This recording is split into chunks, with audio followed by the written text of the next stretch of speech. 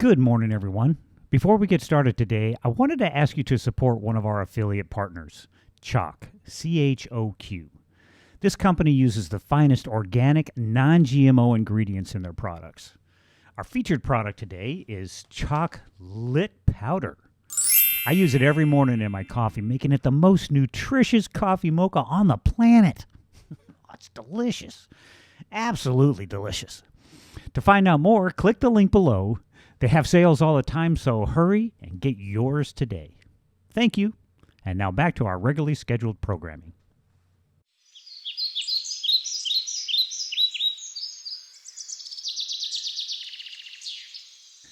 Good morning, everyone. I hope you slept well. I sure did. It was wonderful. Still cold here, though. I'll be glad when it warms up. Our outside heaters aren't working very well. There's a big old huge bright thing in the sky. It'll be out today, though. Sweet. Hey, this is a continuation for our episode that we did yesterday about understanding or uniting with the mind of God. Uniting with the mind of God. If you haven't listened to that, go back to it and listen to it so I don't have to recap every time I do a day. Okay? Now we're doing a deep dive into the first chapter of Genesis, the creation days. We're doing a deep dive into those so we can understand or more closely understand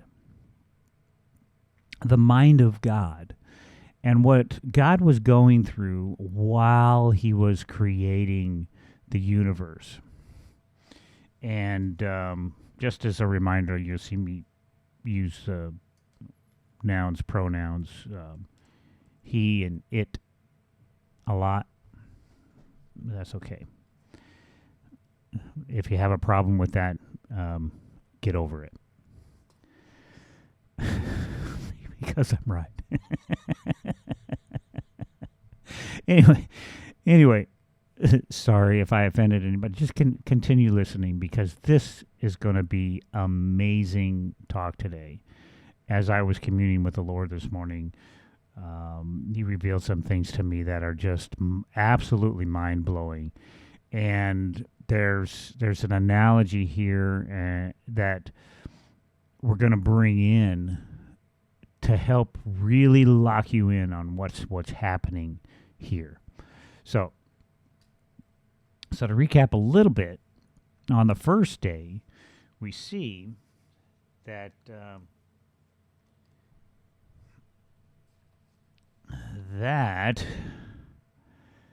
there was absolutely nothing in the beginning of God's creating the heavens and the earth, when the earth was astonishingly empty, and darkness was upon the surface of the deep, and the divine presence hovered over the surface of the waters. Now, put yourself in God's position here. You've just become aware. And you're like, whoa, whoa. What's going on here? What's happening? I can't see anything. I sense a presence. I sense there's something going on. But what the heck? What is going on? I need some light. I need to see. Poop. There was light. God called to the light. Light! You're an actor on a stage and it's pitch dark and all the cast is standing around and you're going, lights, camera, action. But here's another thing that I want you to take into consideration here. During the birthing process, when the egg is flowing down the fallopian tubes, it's floating in a void. Imagine you're the egg. What that experience would be like if you are floating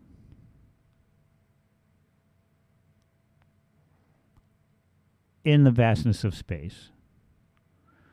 You're microscopic at this time. You're tiny. Tiny. You're floating through the vastness of space and you're like, what in the world?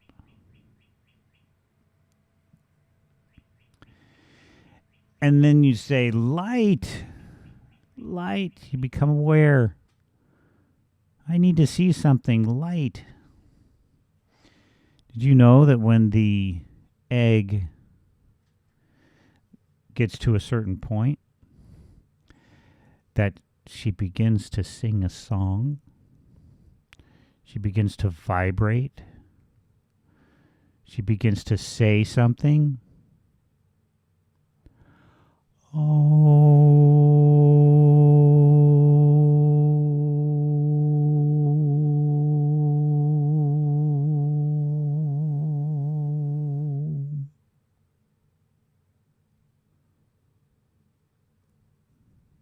The eternal Om. The first thing that was said, light. She began to resonate and vibrate and glow. She became light, it's translucent. Mind-blowing, right? Mind-blowing. So imagine what was going through the mind of God when this was happening. It's like, wow, this is something new. This is cool. Okay. All right. Yeah. So now I know that around my space, my bubble that I'm in right now leads us into day 2.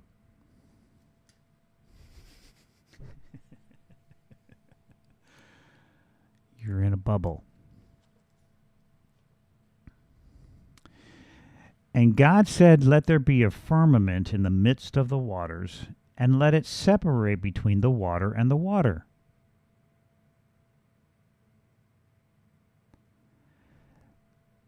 So God made a firmament and separated between the waters which were beneath the firmament and the waters which were above the firmament.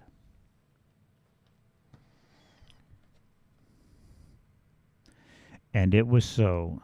And God called the firmament heaven, and there was evening and there was morning the second day. The egg analogy. Now you have this sphere, but now there's a protective barrier being formed here called the firmament. This firmament, this line of demarcation between the waters which were on one side of it and the waters which are on the inside of it. So now there's this thing, this encapsulation of divine presence inside and outside. Now, those of you that have been mothers, you feel it when this happens. You feel the spark of the divine presence in you when this occurs. Right? You remember. You just knew. You just knew something was happening. That spark of God was right there, and you felt it. You felt it. Now imagine what's going through the mind of God here. See, now he's encapsulated in this protective barrier, water on one side of it, water on the inside of it, and now what begins to happen here? Now you have this protective barrier around the presence of God, one on one side and one on the other. And we have this image of the egg.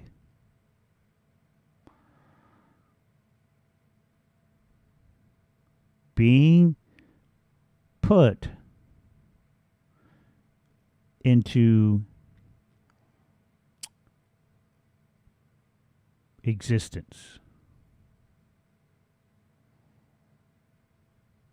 I know, right? Mind all this.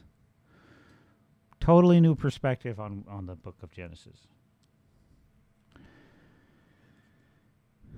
Let there be a firmament in the midst of waters, and let it separate between the waters. Now, God is on the outside of it, and God is on the inside of it. But there's this part that is different. The waters on the inside are creating something. This is physical form. The waters on the outside are providing all of the space necessary for this to happen. We can call the embryonic fluid the ether and the water. The water on one side, and then there's water on the inside. There's water on the outside of the cells, and there's water on the inside of the cells. Then there's this barrier that separates them. And that barrier is where the magic happens. Yeah. I know, it's wild, right?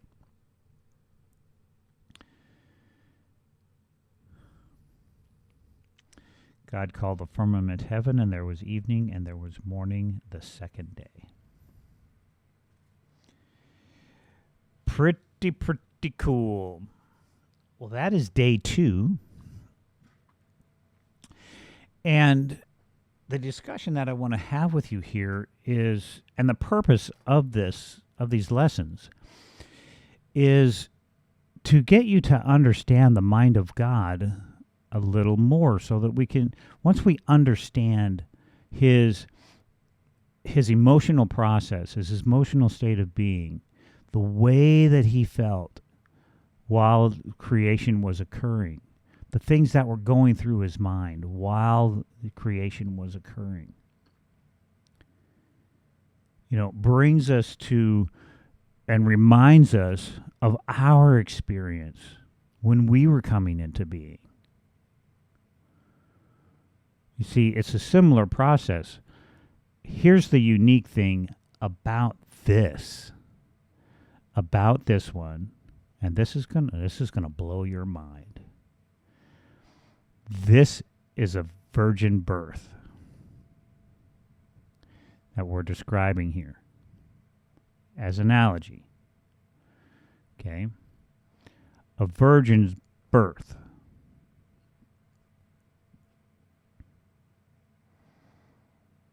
Right.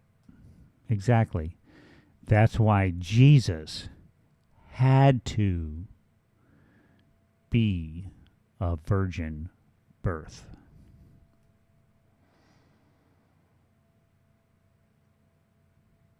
So that the creation of God can occur, be duplicated here on earth.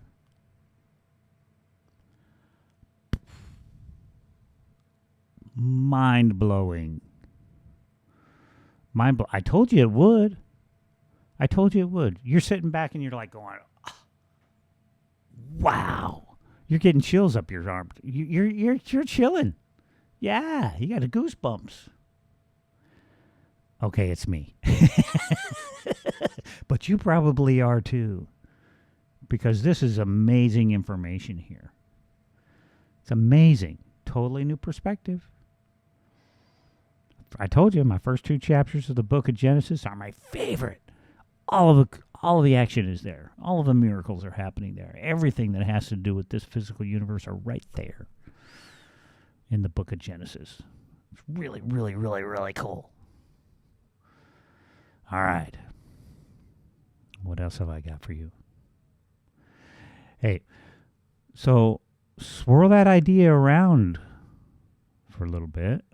Pray to God Ask for the wisdom of the Holy Spirit. You might agree, might not. Either way, I don't care. I'm just saying what I feel God is wanting me to say. And it's not harming anyone. All right? Because our purpose here is just to get you to have a clearer understanding of the mind of God and the way that he works, so that we can be united with him. The more we know, the more we grow closer to him. Okay? All right. Now, please share, like, and subscribe. Talk with your friends. Leave me a comment or two. You can do that. And until we meet again, I wish you well. Hey, before you go, I wanted to remind you to click the link below to try chocolate powder. It's full of vital nutrients that'll help jumpstart your day. They have sales all the time, so hurry and get yours today. Thanks.